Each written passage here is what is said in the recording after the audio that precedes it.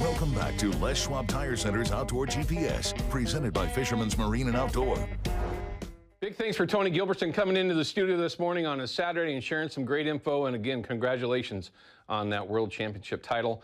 But World Championship title to one of the coolest people that I've ever known, TJ Hester from Hester Sport Fishing. It's been way too long, TJ. How you been? Good, man. How have you guys been? We're doing great, man. Not as good as you. It looks like you got some nice weather. How's the fishing this morning with the family? It's good. We're right now having trouble with even touching them, but we're working on it. They're having fun. What are you out chasing today? What species are you targeting now? We're just going to shad fish for a little bit, get the kids some action. They've been watching those outdoor boys on YouTube, so they want to go mimic them, and I'm not as good as those guys, so only thing we can do is go shad fishing. And then right when we hang up this phone call, I'm going to go chase walleye for a little bit. Our last walleye trip, we spanked them, so we're going to see if we can stay hot. Well, that's one of the reasons why it's a perfect time to talk with you. You know, there's obviously a lot of things that are going on for us downriver, but for you up there, you got shad right now. You obviously chasing walleye, but you got sockeye not too far down the road either. But if you were to go out every day here for the next week or so, what are you targeting? Is it walleye or shad or all of it? Oh, man, sockeye looks so good. If I was willing to wake up that early with 2 kids, I'd be sockeye fishing right now. But I'm not, so here we are. But sockeye numbers look incredible. I'm not sure if it's early or a record run. I'm hoping for both, but it looks incredible right now. It's way ahead of the 10-year average, that's for sure, as far as the numbers going over Bonneville. And everyone, you can understand that TJ's out there working. That's why he's, panning around like he is. Are you on the anchor or are you on your bow mount? I'm trolling, but I just hit anchor because I realized I can't run 3 rods, manage 2 kids, and talk to you. So I'm anchoring now. I get it. You can just hit spot lock, man. Well, tell everybody how the shad fishing. Tell everybody how the shad fishing's been up to this point. Really good. Yeah, really good. It seems this place is finicky. It's not like the shad rack down below Bonneville. It seems like every year, no matter what, you guys do an extremely good job.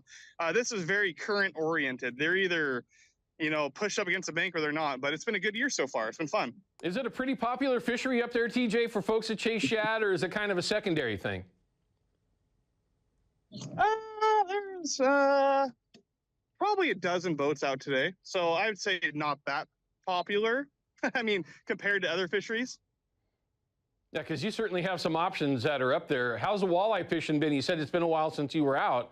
Last time you spanked them. How are you going to do it today? Yeah, it's been really good. My last trip was, what's today? Saturday.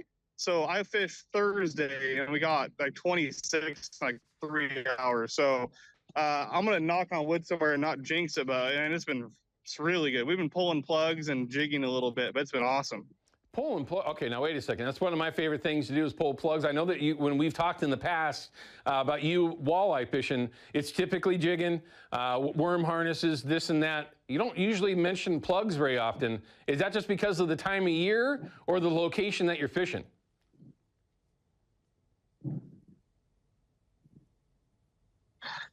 Both, really. The fish right now are pushed up into the shallow water.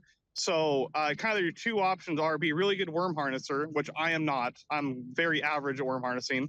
Or you could jig and kind of cast up into the shallows, but it's just a lot easier to troll over the top of them, And what kind of plugs do you like to pull up there? Well, I have a long story and a short story. The medium story is I really like flicker minnows and bandits. Are by far my 2 go-to. We're working on one right now that I can't quite talk about yet, but we're working on one that we're making that's really starting to fill the void of both of those.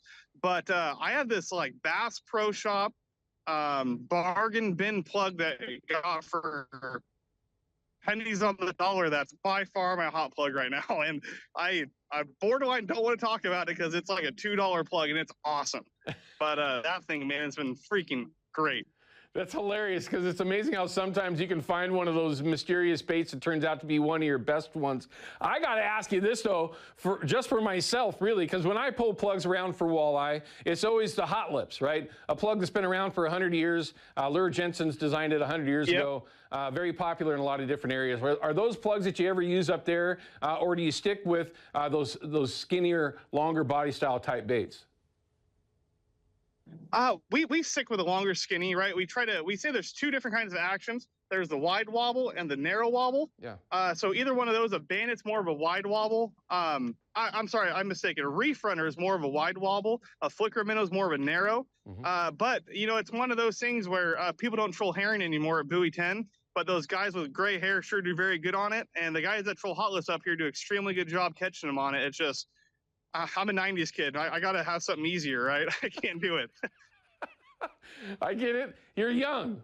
What are you rubbing it in for? I understand. All right. Well, listen, don't go anywhere. Stay with me. I want to grind on you about sockeye. Yeah, I know you're excited about it. I know a lot of your clients that are watching are excited about it. And I know that folks that are watching that haven't booked with you yet are going to be interested about heading that way. So I want to talk some sockeye, okay? Sounds good. All right, everyone stick with us here. We've got TJ Hester from Hester Sport Fishing. They're out chasing some shad around with his family. And who knows, when we come back, they might even catch a shad for us. We'll see how that works out. Don't go anywhere. Outdoor GPS is brought to you by Yakima Bait, steeped in tradition, innovation, and fishing success. And by Procure Bait Sense, ruthlessly effective.